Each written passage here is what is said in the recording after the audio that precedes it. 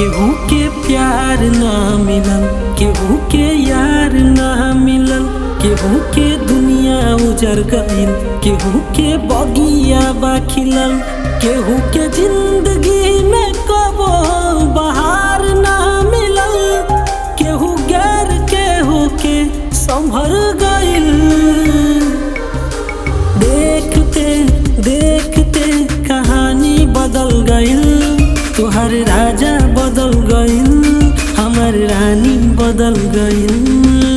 देखते देखते कहानी बदल गइल, तोहर राजा बदल गइल, हमर रानी बदल गइल।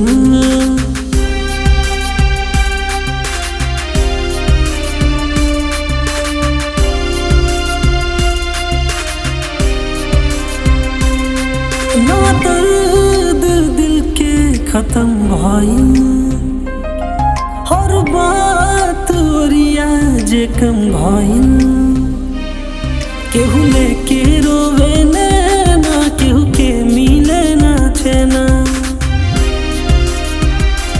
केहू हमार ना भइल, केहू तोहार ना भइल, जेकरा से प्यार कैनी ओकरा प्यार ना भइल, केहू के जिंदगी के पल में जहर भइल।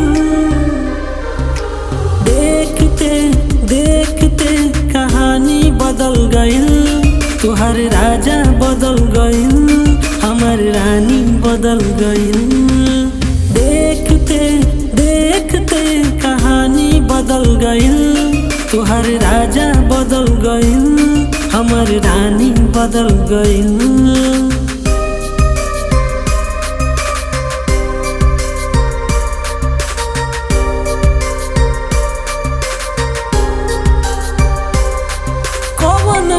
कसूर के मिलल सजा, केहू दिल से खेल के लिहल मजा, केहू केहू के लूटल, केहू के दिलवा टूटल,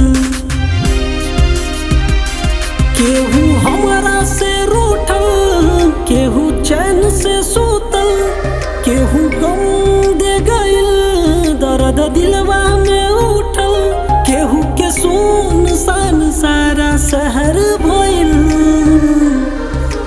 देखते देखते कहानी बदल गइल, तोहर राजा बदल गइल, हमर रानी बदल गइल।